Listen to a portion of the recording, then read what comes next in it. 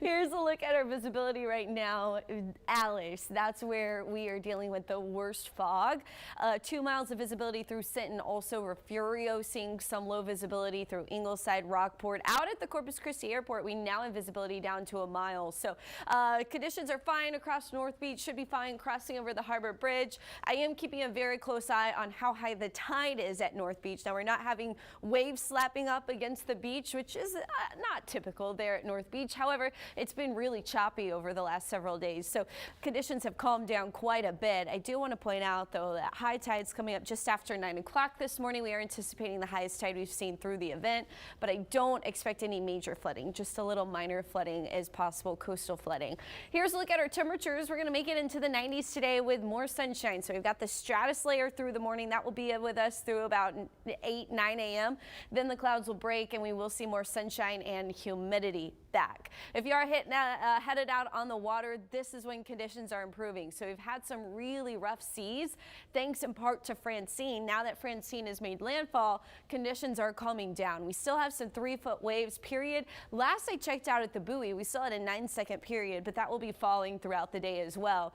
Bays are smooth, pressure is low, water temperature 81 degrees right now at Packery Channel. Coastal flooding still an issue, so keep an eye on those high tide times at the beach.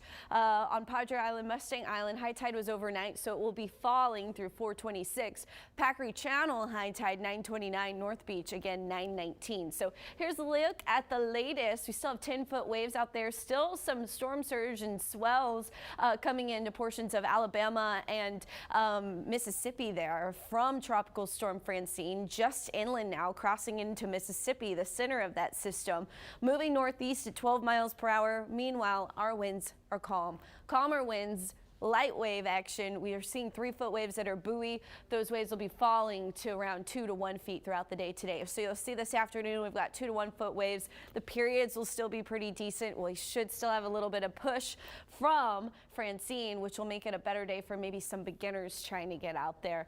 If you have time, it is a Thursday. Friday, we've got winds out of the south at 9 miles per hour. When I say beginners, I mean beginning surfers.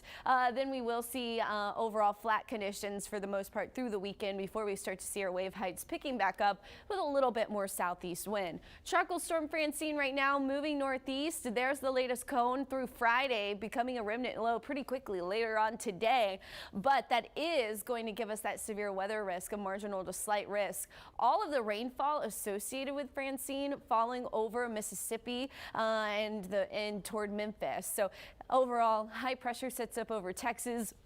We're not going to see much rain, at least not for the next few days. We should see some rain trying to move in as we head into Monday, Tuesday, and even Sunday. It's about a 20% chance there of rain on Sunday. The Blitz forecast looking nice and dry, but it will be hot and humid. We've got, speaking of the Blitz, we've got sports right up next.